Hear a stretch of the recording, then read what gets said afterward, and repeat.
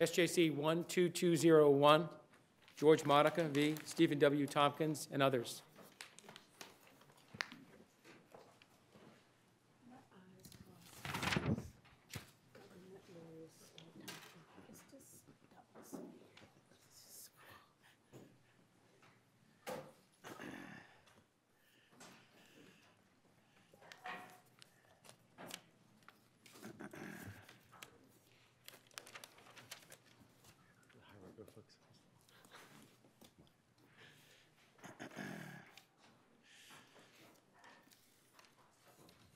Good morning still, Mr. Winkler. Good morning. Excuse me, if it may please the court. My name is Noah Winkler. I'm the attorney for the plaintiff appellant, George Modica. This case is about assault pay benefits, which are benefits that supplement workers' compensation benefits. We had filed a claim for these benefits, and the claim was denied. A lawsuit was filed. The sole issue in the case is a legal issue, whether Mr. Modica suffered a bodily injury within the meaning of the assault pay statutes. Cross motions for summary judgments were filed in the Superior Court. The plaintiff's motion was denied. The defendant's motion was granted. We lodged an appeal, and this court took it up sua sponte, and that brings us here today. I have two arguments that I'm going to give you today. The first one is that what happened to Mr. Modica is a bodily injury, even if we interpret bodily injury as the Superior Court did. But the second argument is that we should be interpreting bodily injury the same way that personal injury is interpreted in the workers' compensation statute. So even if this court were to find that Mr. Modica did not suffer a bodily injury as the Superior Court interpreted the term, nevertheless, this case is still compensable under the assault pay statute. In the defendant appellee's brief, they note that one of the definitions of bodily injury in a number of statutes, including Mass General Laws Chapter 265, Section 13J, is that bodily injury equals substantial impairment of the physical condition. And if you look at what happened to Mr. Modica in this case, I think certainly what happened to him was a substantial impairment of his heart, and therefore it constitutes a bodily injury. Counsel, isn't it fair to say that tachycardia is more of a, refers to heart function as opposed to the condition of the heart? I would agree with that, but there's nothing saying that an impairment of functioning cannot constitute an injury. And if we look at some other examples, for example, if someone suffers a muscle cramp, over time their muscle will be back to normal and there's no structural damage. But nevertheless, that would constitute a bodily injury. There's similar, something like a bruise would be an injury, but it would have no lasting structural damage. But you're really asking us to define bodily injury there as it relates to tachycardia differently than two cardiologists did. I mean, there's an appeal to your argument. Somebody's heart's pacing all the time, and pacing fast all the time. I can see the argument that that would be a bodily injury, but we have two cardiologists who have said it isn't, and you're asking us to come up with a different physiological determination than two cardiologists. Well, I think what the law we're interpreting is different than what we're saying. So the cardiologists are saying there's no long-term structural damage to his heart, which I agree with. The cardiologists are also saying that this isn't necessarily a disease of his heart. It's a physiological reaction.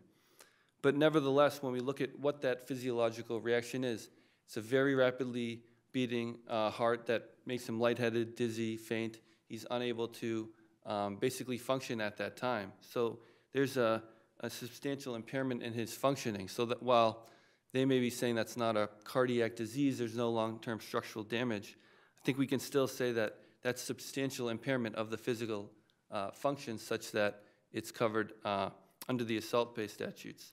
I think it's also important that we look at some of the case law on assault pay statutes with the other elements. So there's a number of different elements to establish to be entitled to the statutory benefit.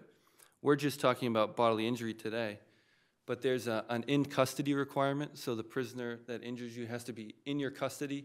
That was found to be met when a guard was running towards the fight and was nowhere near the fight. I don't think I don't think the other side contests any part of that.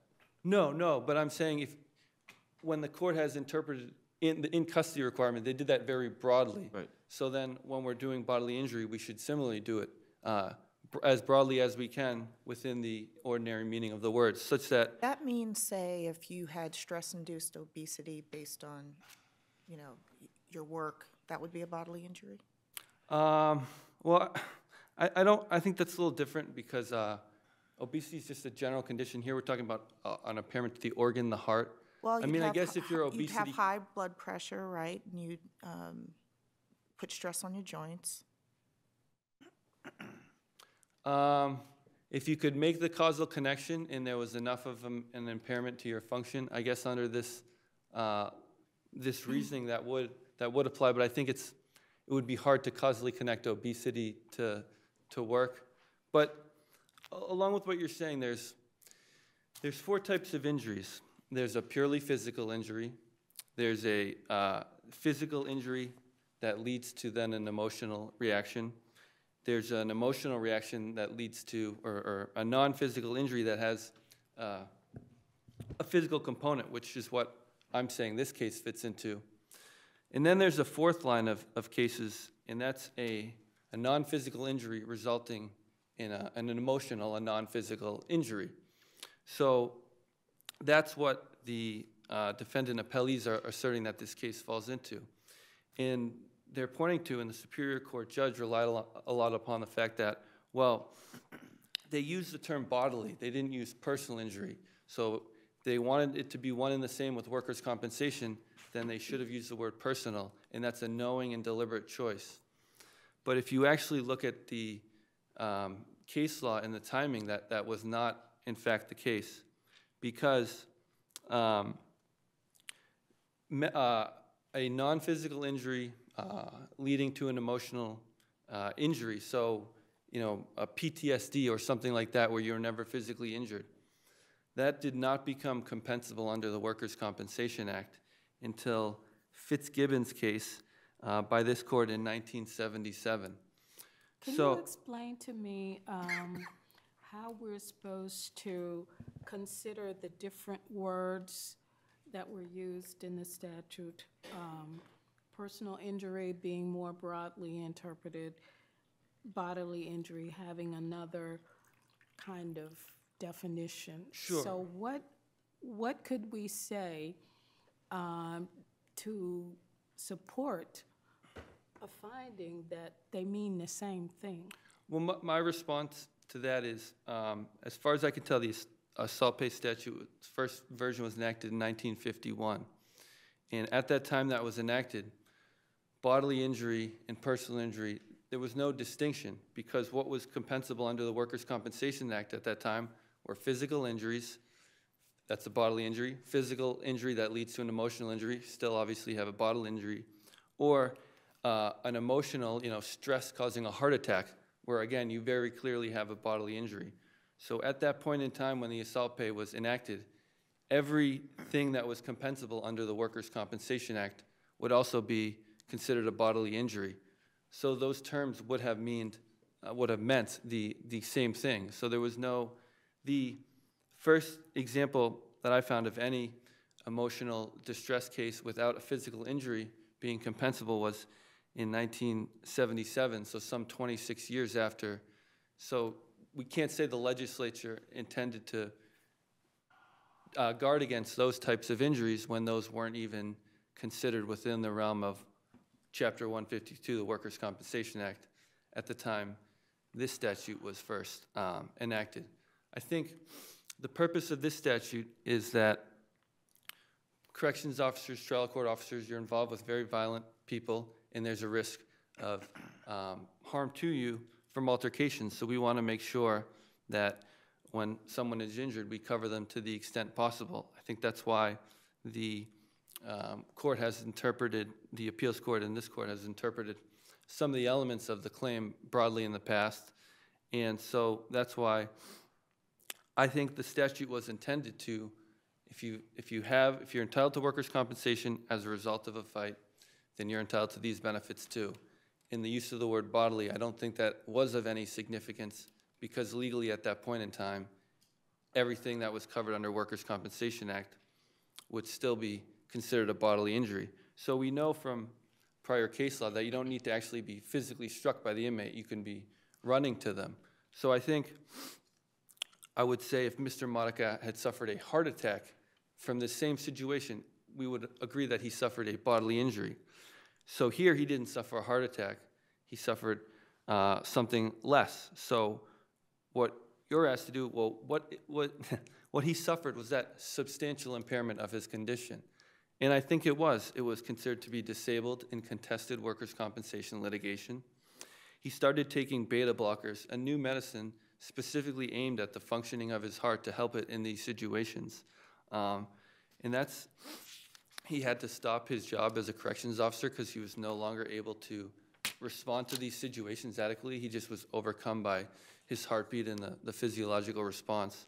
So I think that's definitely a substantial impairment. And so I think the focus below was too much on the fact that it was an intentional distinction. But even if we ignore that, there's no case law to support that a temporary loss of function is not an injury. In some of the other examples, clearly we would say, a muscle cramp or other things, those are injuries. So we don't need to have permanent structural damage. But pragmatically, if you prevail, won't that mean that any time somebody claims PTSD and gets workers' comp because of PTSD, that they're going to get bodily injury? Well, first it would have to be as a result of an inmate, Right, of course. altercation, and so you'd have to say specifically as a result of that. But I don't think we have to get there, because this isn't like the Leiden case, the other Superior Court case. There's no diagnosis of post-traumatic stress disorder. There's no psychological diagnosis. Right. I know that's not here, but I mean, I taking guess, Justice yes, Bud's under point, this logic, PTSD is going to have physical manifestations. When you're having it, you're going to have changes in blood pressure and heart rate and other physical manifestations, and it sounds like you're saying that is sufficient. I think so, because I think, again, I think the intent was to say that any kind of workers' compensation situation arising out of an inmate altercation, if all the elements are met, then you should get workers' compensation. And the use of the term bodily versus personal there was no intention there to narrow the types of cases. Well, the legislature did it in the context of insurance law.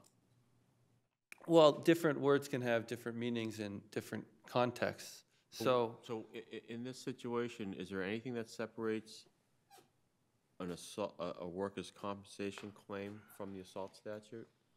So what I think I hear you saying is that if someone in the context of altercation is injured and they get workers' compensation, it then follows that they get assault pay.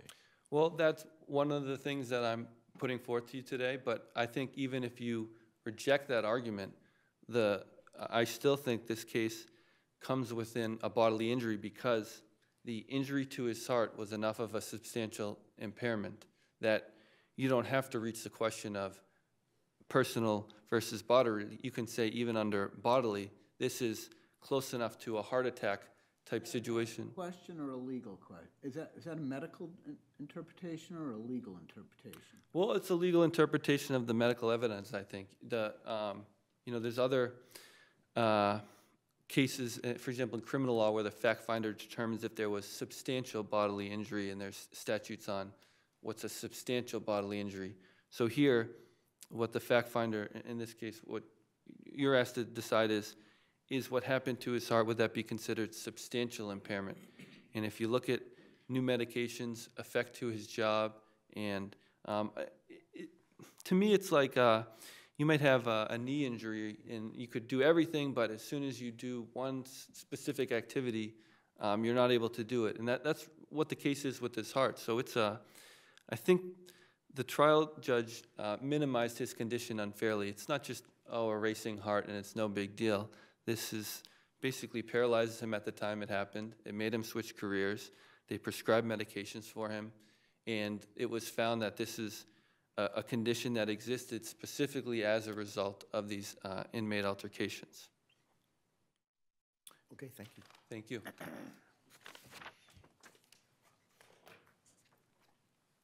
Mr. Forbes, good morning. Good morning. May it please the court. My name is Alan Forbes. I represent Suffolk County Sheriff Steve Tompkins and the Suffolk County Sheriff's Department. This case presents a straightforward question for this court to resolve. Whether a person who claims bodily injury under the assault pay statutes has to prove physical damage to some portion of his body. The Superior Court judge was faced with uncontroverted medical evidence that there was no physical injury to Officer Modica, and he was therefore not entitled to recover assault pay benefits. May I ask you a preliminary question?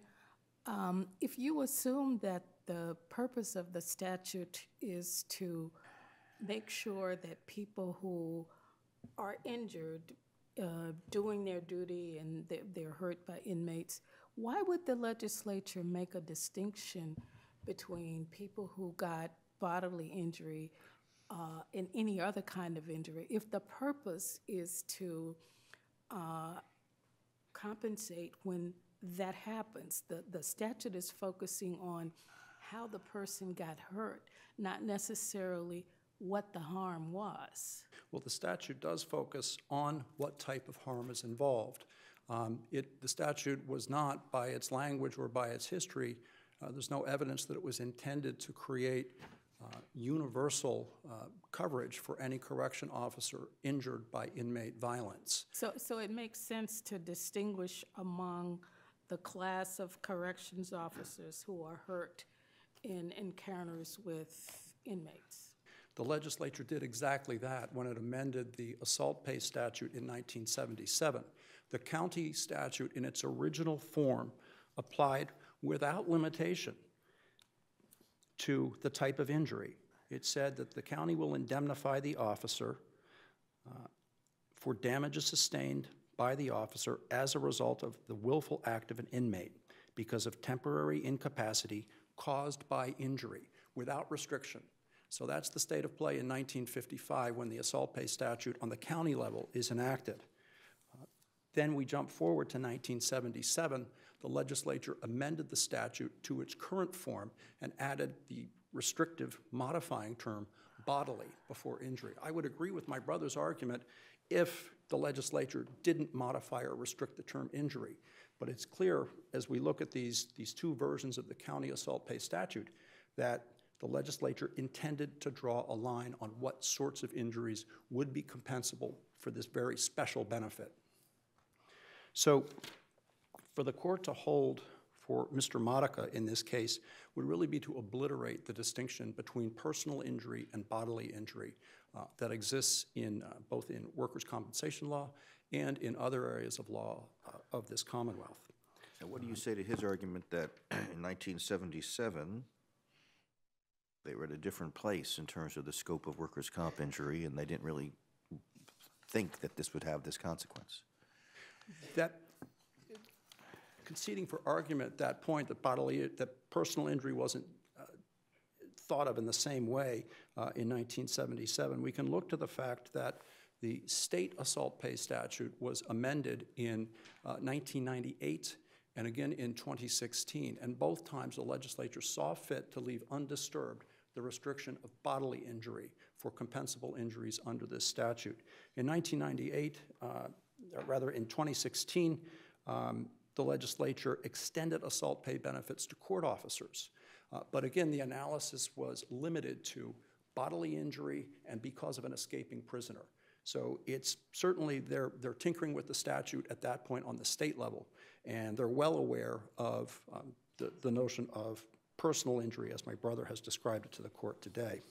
So to the extent that the plaintiffs would concede that personal injury is different than bodily injury, what do you say to the argument that we should look at this situation and say it falls within the definition of bodily injury. In order to do that, the word bodily stops meaning anything. It becomes personal injury at that point. The evidence before this court, the only evidence before the Superior Court was that Officer Modica had no physical injuries. Both of the doctors who examined him in the work comp proceedings had that in their reports. The administrative tribunal adopted those findings. There were no physical injuries. And the record also in both tribunals was that this diagnosis of sinus tachycardia just means that his heart was going fast. Dr. Hartley, who was one of the impartials in the work comp proceeding, testified at a deposition, and he explained what was meant by sinus tachycardia. And he said that it was a function of Mr. Modica being emotionally upset at the time. His heart rate responded fast, and it is a perfectly normal response. It's adrenaline release from the body. He goes on to say that sinus tachycardia just means that his heart is going fast. It's not a cardiac diagnosis. There is no damage to Officer Modica's tissue, his bones, none of that. This is a psychological injury that he has. And while it has physical manifestations, that doesn't change the cause of the injury. The cause of the injury here is a psychological reaction to the stress that Officer Modica experienced when he was wrangling with inmates in the jail. And that's through and through in the record. Both of the doctors, and indeed the only medical evidence before the Superior Court, was that this was an emotional response to stress. Not that it's not real, not that it's not troubling to Officer Modica, but it is not a bodily injury. So if he had had a heart attack, triggered in some fashion by the tachycardia or by other stress-related consequences, that's bodily injury? If a doctor testifies that that heart attack was caused by this incident and supplies that causal connection, now we're in the realm of damage to tissue rather than change in function. All we have with Officer Modica's heart is it's functioning in a slightly different way. It's going faster than it normally does. But the only evidence in the Superior Court was that is not a harmful condition. So a heart attack is in, stroke is in, because it's damage to tissue. If a physician provides the causal connection. Right. Causal connection. If one says that this incident caused PTSD and the PTSD created physical manifestations which led to this, that would be sufficient. If you get there to the point that the body tissue itself is damaged and altered, then you have a bodily injury. But we're not there yet.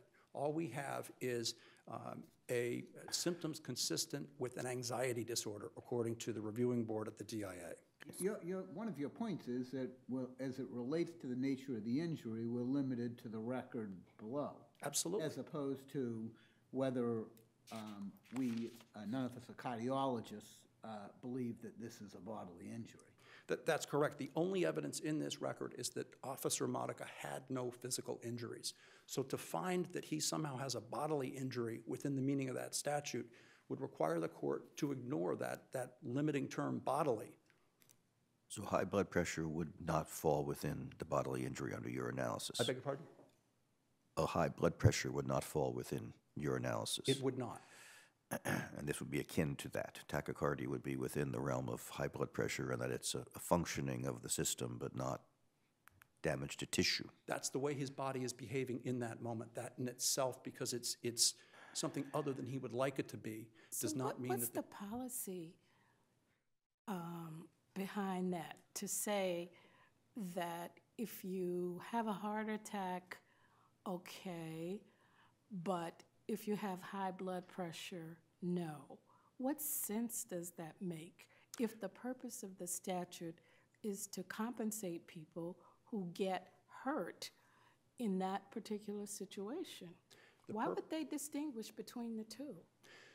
Because the purpose of the statute is apparent on the face of its language. It is to compensate people with bodily injuries caused by violent prisoners. And that's just not what happened here. The legislature drew a line there because, for whatever reason, they didn't want to compensate all injuries. There's nothing in the legislative history or in the record that explains why they chose to impose that line. But that's the language in the statute. And in order to give meaning to that term bodily, injuries like Mr. Modica's must be excluded. Well, if you think of the statute as adding something to Chapter 152, workers' compensation. And that's the main purpose of it. It wouldn't make any sense to draw distinctions between emotional injuries and physical injuries. And I'm not really sure that tachycardia is just emotional. I mean, it's a physical thing that's happening to somebody. It certainly, as I would concede, it is a physical manifestation of a psychiatric or mental condition, but it itself is not a physical injury. And the workers' compensation statute deals with mental and psychological injuries. It calls them personal injuries in Section 17A of Chapter 152. That statute is referred to by the assault pay statute, and presumably the two statutes ought to work together. So Yeah, well, that's my point, that one interpretation could be, okay, obviously this person is hurt on the job, he's going to get workers' compensation. But because of the nature of the job that the person is doing and the nature of the source of the harm, we're going to make sure that he doesn't suffer any loss of income because of this. We want to do more for folks who get hurt in those kinds of situations. I just can't imagine, I'm having difficulty trying to understand why, if that's what the legislature wanted to do, is to tax something on the workers' comp, why they would say that employee X is not entitled to it, but employee Y is. And bodily injury doesn't answer that for me. Well, it doesn't explain it. We can look then to the language of Section 17A of Chapter 152 that treats mental and emotional injuries with a more skeptical eye than bodily injuries. A claimant who's seeking to recover work comp for a mental injury has to show that that mental injury is the predominant cause of his disability, and that's a higher standard than that imposed on bodily injury. So while we can't know exactly why the legislature chose to use the term bodily injury in both of these statutes, we do know that the legislature treats mental, psychological type injuries and bodily injuries different. I'd also refer the court to Section 6D of Chapter 231. That's the tort eligibility statute for motor vehicle accidents. And the statute says in some that while you can sue for bodily injury without treating up to the amount of $2,000, if you want to get mental suffering damages, you have to meet the tort threshold of $2,000. So there is some sense in the legislature that there's something qualitatively different in the way they're going to draw their lines between bodily injuries and mental injuries. And so we can assume that the court, or that the legislature intended to use the term bodily injury. Okay, thank you. We'll take our morning break. All rise.